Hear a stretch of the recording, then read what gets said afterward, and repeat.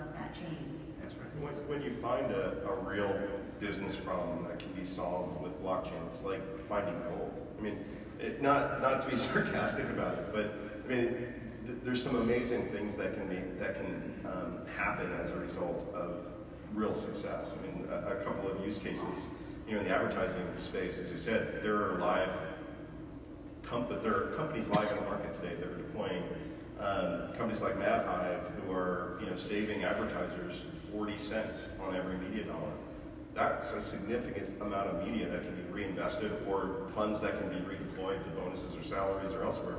We're working with a CPG who was getting fined because their trucks were supposedly not at the dock, and when they don't meet their delivery time frame and they have a finite window to deliver within, they get fined by the retailer. So Kroger, or pick whomever your supermarket is in your neighborhood, and they're spending hundreds of millions of dollars a year in chasing down whether or not the truck was actually on site or not, and whether or not it was the dock's fault or the truck's fault. And in many cases, they found that actually the truck was there. In fact, the truck was there early.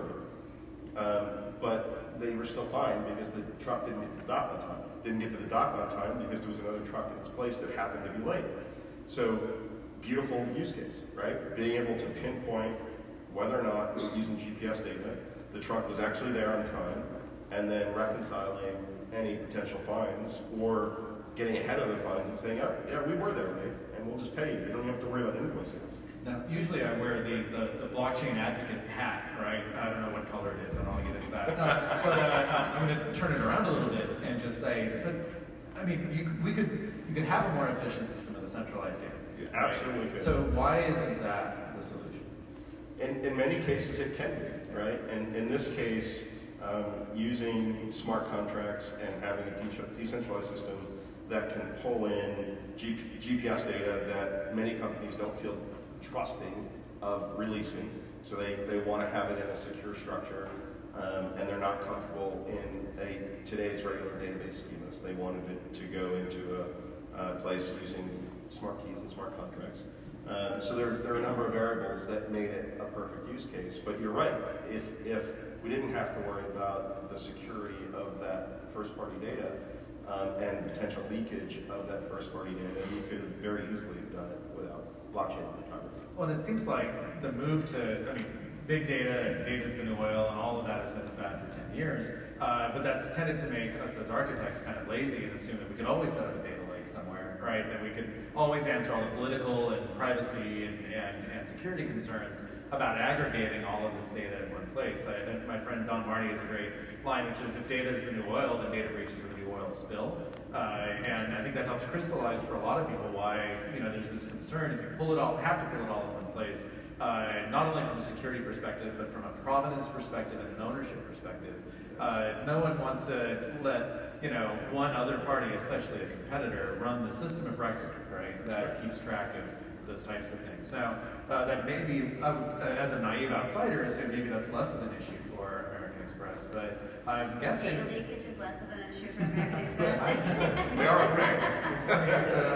but educate, tell us why. Yeah, you can imagine as a financial services company that we are incredibly worried, I guess a terrible word, but concerned about making sure that our data is our own.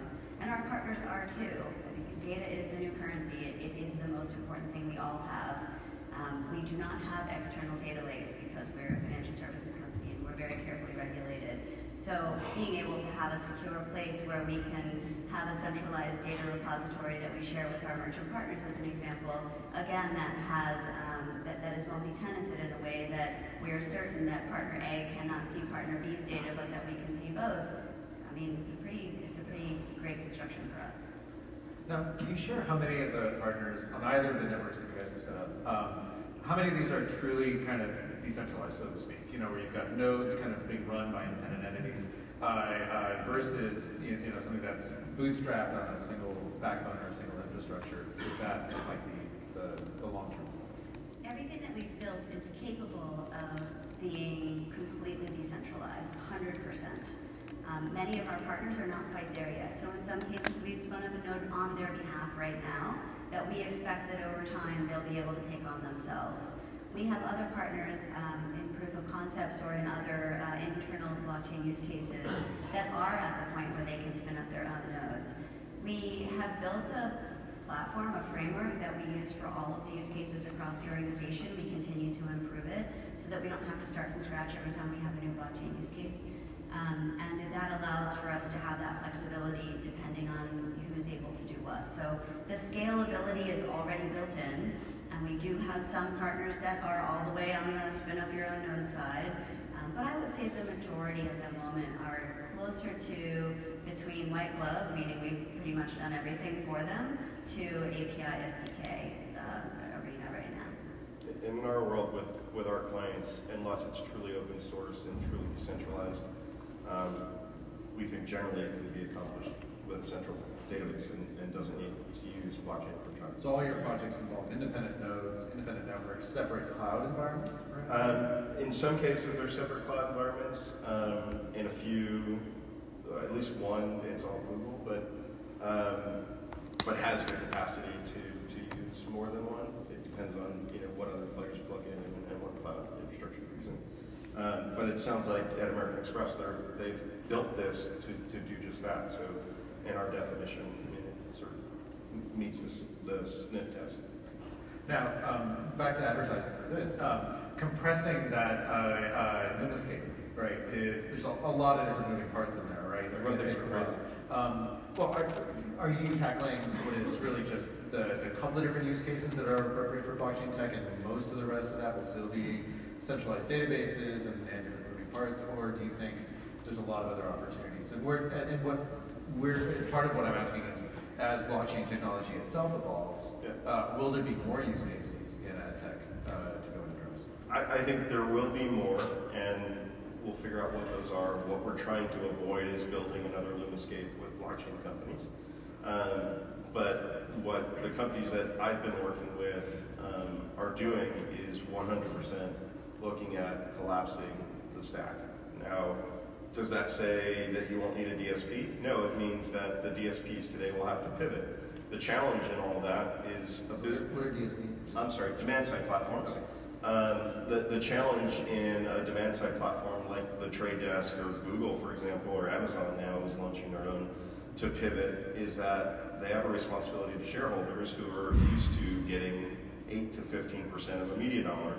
If we create a structure where it's now a small percentage, a much smaller percentage, or a flat CPM, the likelihood of them being able to pivot and survive is going to be tough. We think many of them will find a way. So I'm not saying that they will all go away. They're just going to have to they're going to have to justify their needs. My explanation to the market is, you look at a company like Salesforce.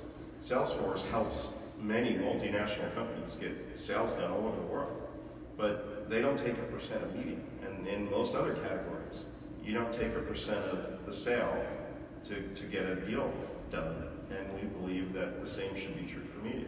The media industry has gotten away with abusing the system for a real long time, and it's ripe for change. Do you think like any of the experiments out there, like the Brave browser, kind of shifting how people pay for content, lend into this? I think Brave is very interesting. If they can get their actual daily active users up as opposed to number of subscriptions. But all of those things are I think, moving us slowly in the right direction. And one more on the drill down, sorry. But how do you see kind of things like the GDPR and kind of this consumer sentiment kind of against whether it's tracking or like that sense of a shifting landscape? That's the beauty of doing it in a single stack, because you can really go to the edges and look at data from the edges, in the sense that this television set that's sitting in front of us, or my phone or tablet, becomes a mini DMP that controls the data that is, a digital twin of me. And that data will never leak, right? If I start from the edge where the data is originating, I'm going to be 100% GDPR compliant. I'll never violate consumer privacy. And in fact, it's just the opposite. We think that consumer privacy should be a human right, and in this model, we are able to fulfill that. That's pretty common. Chris, where do you see this heading? Do you see other parts of either the loyalty program or even beyond other projects that Amex does kind of being transformed because if the technology takes hold and matures? I do. Our first priority is to scale flexible rewards because we think it has a lot of potential. But when I think about blockchain and I think about the membership rewards ecosystem, one area that we want to explore is we have over 200 merchant partners that we do business with on a day-to-day basis. With each one of them, we might have multiple implementations. We might have a gift card partnership, a point transfer partnership, pay with points partnership, each with its own separate reconciliation. And I think there's a way to streamline that, potentially using blockchain, that can be interesting. The other area that I think this is more futuristic, but today a point is a point is a point in our system. With blockchain, we can tag a point and say this point was earned by this customer on this date at this merchant for this product. And that's pretty powerful because we can do things like, for example, all the points that were earned at a specific merchant, we could assign a different value to those points when they're redeemed back at that merchant. And we just don't have that ability today in our existing infrastructure. So blockchain could provide a solution to that. And that new model, multi-channel offers, become really interesting and exciting too, because the merchants can share data in a way that it's secure and hashed, and be able to derive value from one another to compel their consumers to take really interesting action. Amy, from your perspective, where do you think this technology goes, and what are some of the most exciting things on the horizon for you in this space? Yes, we have dozens of potential use cases across American Express. We are focused more on a couple of them. The metaphor I use is you look at a database problem and you say, is this a database problem that would be best served by Couchbase or by Oracle, right? You're applying the technology to the problem, the right technology to the problem, hopefully. And so a lot of people come and say, hey, we want to use blockchain over here, and we want to make sure it's being used for the right reasons, obviously. There are some great use cases that we're building up, one of which is a complete internal use case. So we'll never hit the public, doesn't have anything to do with our card members or our merchant partners, but will save us millions of dollars. It's going into production sort of as we speak. It is the single best use of blockchain technology that I've seen. I can't talk about it because we haven't talked about it yet. But you did have, when we talked earlier, kind of 3 key criteria, right? Reconciliation. Dispute resolution, multiple parties, and it doesn't need to be instantaneous. And it does not need to be instantaneous. Right, exactly. Right? We also like the transparency, visibility, auditability, all of that stuff. But if you don't have a reconciliation problem, you might not have a blockchain problem. That's a great way to put it. And then, do you think this blockchain model, I'm reading now questions from Slido, so thank you for those who have submitted them in.